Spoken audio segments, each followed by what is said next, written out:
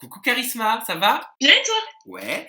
Je te cache pas que je suis un petit peu stressé. Faut pas. Je suis un petit peu stressé, je vous explique à la maison. C'est en fait, en discutant, c'était quoi? C'était cet été, Ouais, au mois de juin, je crois, en discutant avec Charisma, je lui ai expliqué que je faisais il y a quelques années ça, l'oracle Béline. C'est-à-dire à mes amis, j'ai pour habitude de tirer les cartes, mais je le fais, voilà, je suis pas Madame Irma, quoi. Je suis Madame Irma, mais de mon arrondissement, si vous préférez. Voilà. Et donc je le fais de façon amicale aux gens que j'aime bien. Et tu m'as dit, j'adorerais, c'est ça? passe. Voilà. Donc, c'est une première, et comme vous le savez, et que je considère ma chaîne YouTube comme étant une sorte de laboratoire pour tester des nouvelles choses et des nouvelles vidéos, eh bien, ceci est donc un test.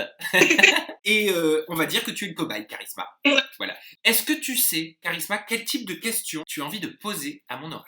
Oui, je veux savoir déjà. Et si je vais trouver quelqu'un, on va pas se mentir. Ah, donc c'est une question d'ordre sentimental. Est-ce que tu peux confirmer, Charisma, que je ne connais rien de ta vie personnelle? Rien du tout.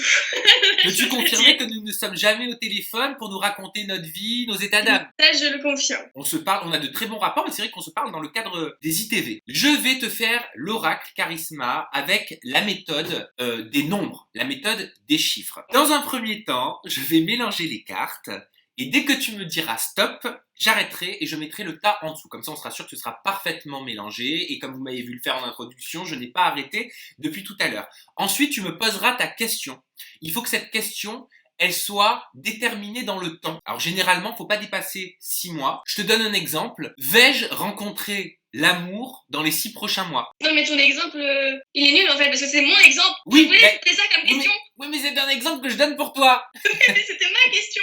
Ah ben voilà. Et ben donc dans ce cas-là, ta question, ce sera: vais-je rencontrer l'amour dans les 6 prochains mois? Il faut qu'il y ait une temporalité, si tu préfères. Mais l'amour sincère. L'amour sincère, pas l'amour télévisuel, c'est ça? Alors, Charisma, je mélange et quand tu veux, tu me dis stop. Vas-y. Stop.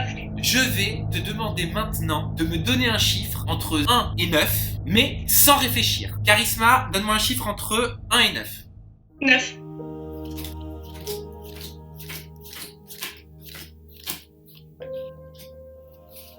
Encore. 2. Encore. 5.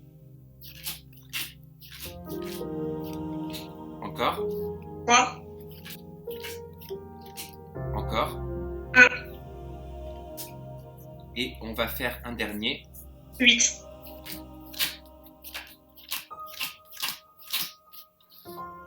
Charisma, est-ce que tu peux me reformuler ta question de la façon la plus claire et intelligible? D'accord. Est-ce que Sam, je vais rencontrer l'amour sincère et véritable d'ici 6 mois? On commence avec la première carte et la lecture se fait donc de droite à gauche. Alors, la première carte, à l'inquiétude, attention, il s'agit de la carte de l'accident. J'aurai un accident? Non. Ta question, Charisma, est: vais-je rencontrer l'amour dans les 6 prochains mois? Ouais. Là, on sort la carte de l'accident. Donc ce n'est pas l'accident au sens propre du terme, du type un accident de voiture ou du type un accident d'avion ou de bateau. Ça veut dire que pour l'instant, je peux pas encore énormément t'expliciter parce que ce n'est que la première carte.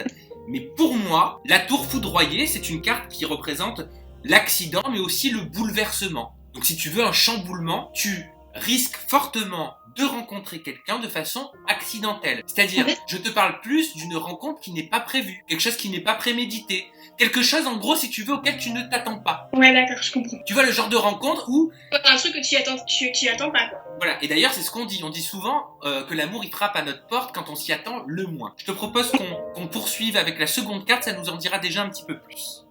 D'accord. La seconde carte, il s'agit de la carte vol-perte.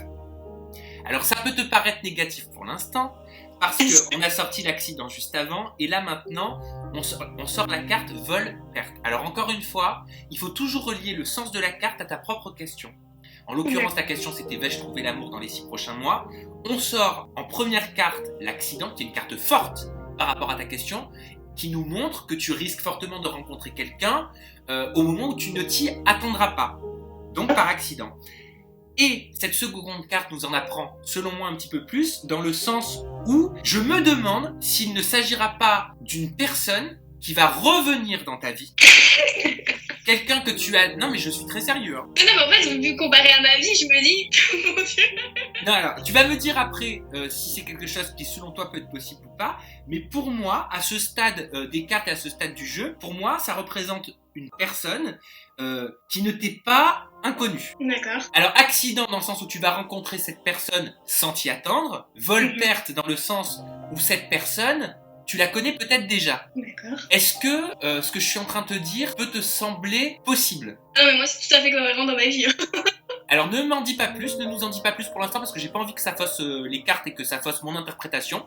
Je te propose qu'une fois qu'on a sorti les 6 cartes, tu m'expliqueras. D'accord? On poursuit avec la 3e carte donc de ton jeu et je répète ta question. Vais-je rencontrer l'amour dans les 6 prochains mois? La 3e carte que tu as sortie est la carte numéro 14 et c'est la carte de la découverte. D'accord.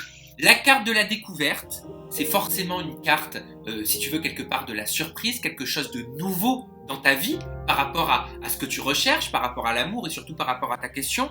Mais il faut faire attention parce que ça peut être aussi une carte de surveillance ou d'espionnage. Je m'explique. Il s'agit peut-être d'une personne qui va faire en sorte de renouer les liens avec toi. D'accord. Parce que pour l'instant, je sais pas si tu t'en es rendu compte, Charisma, mais on a quelque chose, moi, qui me semble assez logique par rapport à ta question. Vais-je rencontrer l'amour dans les 6 prochains mois? Accident, donc rencontre fortuite. Vol-perte, ça fait référence pour moi à quelqu'un du passé, quelqu'un qui peut refaire surface dans ta vie. Et enfin, découverte, qui peut faire référence à la surveillance, à l'espionnage, dans le sens où cette personne, pour moi, elle n'était pas inconnue. D'accord. On a vraiment quelque chose de logique. Pour moi, c'est peut-être une personne qui n'avait pas forcément envie de couper le contact avec toi. D'accord. On poursuit? On poursuit. 4e carte. Et c'est la carte numéro 16. Il s'agit de la carte des pénates. Juste. Ouais. Ça veut dire quoi, pénate? Je vais te l'expliquer. Donc, les pénates, cette carte, elle est représentée par un château, une maison ou un domicile. Ça fait référence au foyer. Donc, je suis désolé, Charisma, mais pour moi, ça renforce tout ce que je viens de te dire avant. Tu vois, la connaissance, le foyer, la maison, le domicile, c'est quelque chose qui ne t'est pas inconnu. Ça fait référence aussi au patrimoine, à la patrie, au pays d'où l'on vient. C'est vraiment le sens de cette carte. J'ai pas envie de me lancer dans une interprétation en te disant, tu vois, peut-être qu'il y a un lien par rapport à ton pays d'origine qui est le Népal. Ça, je me sens un petit peu faussé parce que je le sais. Ça, je connais cette période de ta vie-là. Comme toutes les personnes qui nous regardent et qui ont suivi Secret Story.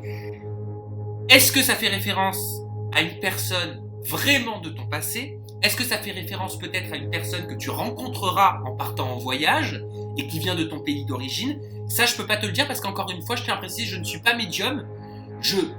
J'interprète les cartes en fonction de ta question. D'accord. Voilà. On poursuit et après, je pense qu'on pourra continuer l'analyse. 5e carte de ton jeu, c'est la carte numéro 13 et c'est la carte de l'inconstance. Donc la carte de l'inconstance, elle représente le vent. C'est un caractère, si tu veux, très versatile. Une personne qui a fait preuve de paroles très irréfléchies ou des promesses qui n'ont pas été tenues. Encore une fois, moi ça renforce tout ce qu'on a dit jusqu'à présent. Une personne que tu connais, une personne avec qui tu as été en lien, une personne qui a fait partie de ta vie, une personne que tu as intimement connue, une personne qui t'a fait des promesses, qui t'a dit peut-être des belles paroles, une personne en qui tu as eu confiance, qui t'a peut-être même trahi. En tout cas, cette personne ne t'a pas montré jusqu'à présent de signe vraiment de confiance. Elle t'a pas montré que tu pouvais t'appuyer sur elle. 6e et dernière carte de ton jeu, c'est la carte qui représente les ruines.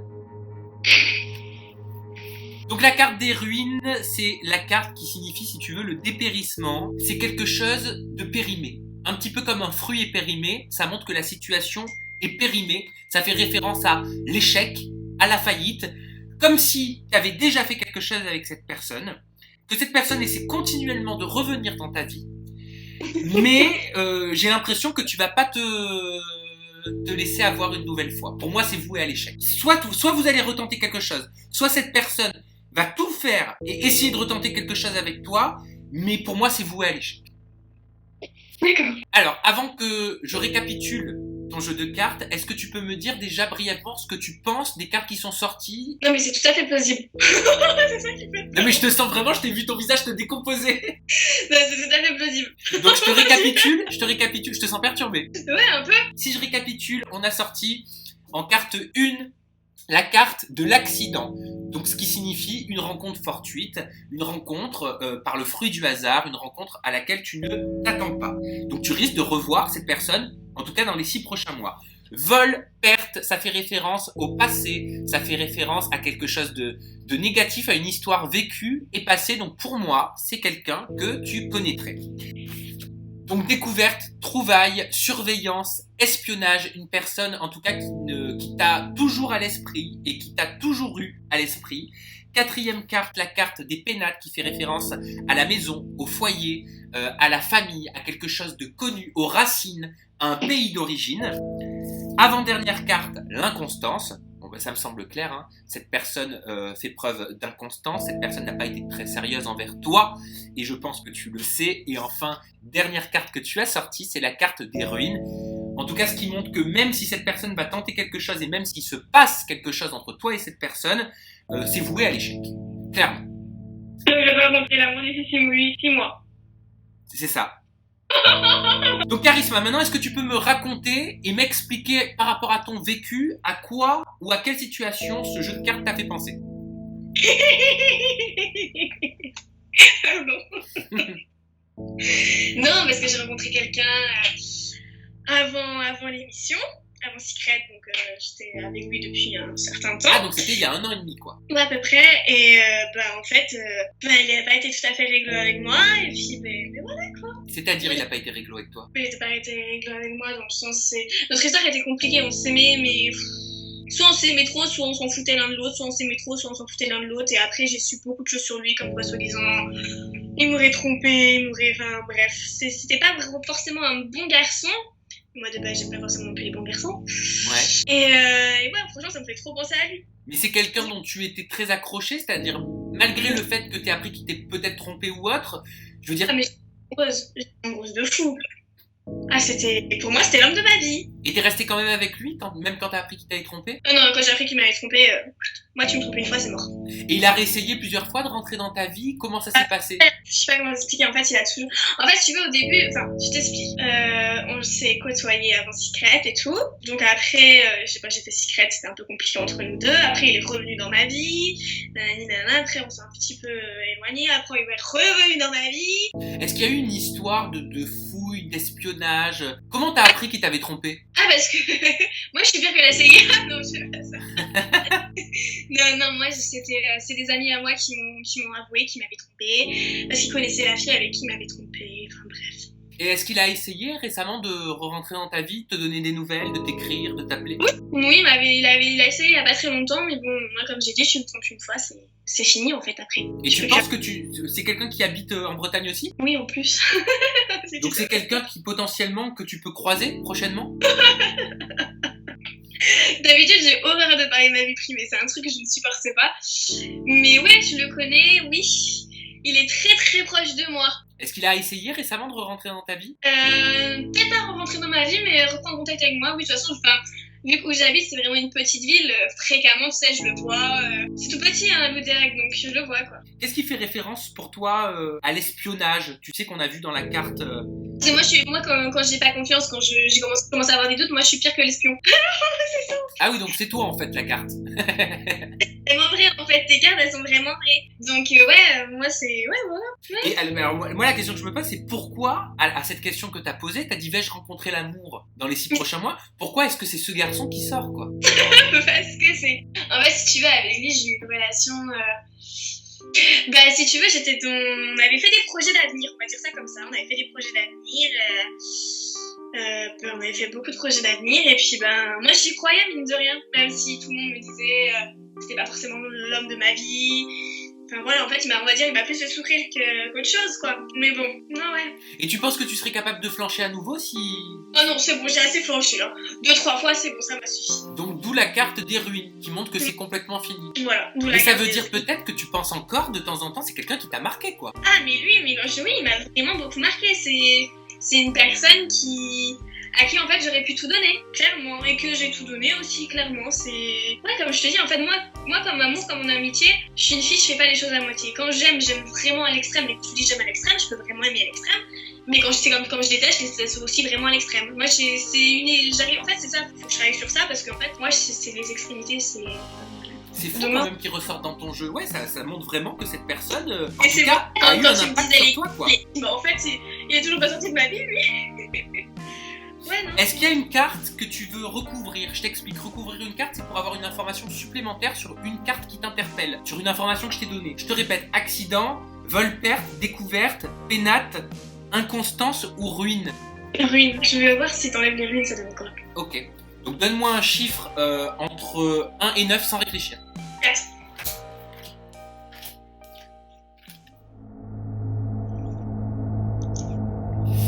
C'est hallucinant. C'est hallucinant. Hallucinant. La fatalité. Ah bah oui. C'est Mais mort. voilà. C'est mort. Non mais c'est mort. Fatalité, alors en fait, souvent dans les cartes et dans les mots, faut prendre la racine, l'étymologie des mots. Fatalité, ça vient du mot fatal. Ça vient du mot fatum. Fatum, ça signifie le destin. C'est-à-dire c'est quelque chose qui, comme on dit, ce qui doit arriver, arrivera. Tu vois? Ah, Et tu ben sais là- que ça me fait vraiment rire parce que ça, c'était sa réplique en fait. Non mais c'est une blague. Non mais c'est une blague. C'est le destin, plus tard, on verra. C'est le plus tard, on verra. Moi, je te jure. Mais j'ai l'impression d'être dans The Conjuring. Je te jure. C'est vraiment ça, c'était plus tard. Non, mais maintenant j'ai pas le temps, mais t'inquiète, nous deux, on verra plus tard. Tu vas voir, ce sera trop bien plus tard. Je Ouais, te c'est jure. des belles paroles quoi. Ah non, Donc écoute, en tout cas, moi, si ce jeu-là te permet de complètement... non, mais déjà, oui, c'était. Déjà, il était déjà rayé de la carte, mais là, c'est pire que rayé, là. Il va être brûlé. Voilà. Non mais au moins là, j'espère que t'es sûr de toi maintenant. Je suis sûre. Bon, bah c'est cool. Bah écoute, merci en tout cas Charisma d'avoir testé À toi. l'oracle d'Eline. On va le renommer l'oracle Sam. Non, Ouais. l'oracle People. J'adore. Bah, que dire, si ça vous a plu à la maison, bah vous commentez, hein, n'hésitez surtout pas. Et dites-moi si vous voulez que j'en refasse. On pourra peut-être approfondir avec toi Charisma, peut-être même sur une question professionnelle. Et avec d'autres people également. J'allais dire hashtag Websam pour commenter, mais non, il ne s'agit pas de Websam, donc bah tiens, hashtag Oracle People, tiens. Voilà. Ben voilà. Bon Charisma, je vais te faire des bisous. Je t'embrasse. Je vais te laisser parce que j'ai d'autres candidats qui m'attendent. Pas de soucis. Merci à la maison d'avoir suivi cet oracle. Gros bisous, je vous embrasse très fort. Et toi aussi bisous Charisma, bye bye. Ciao.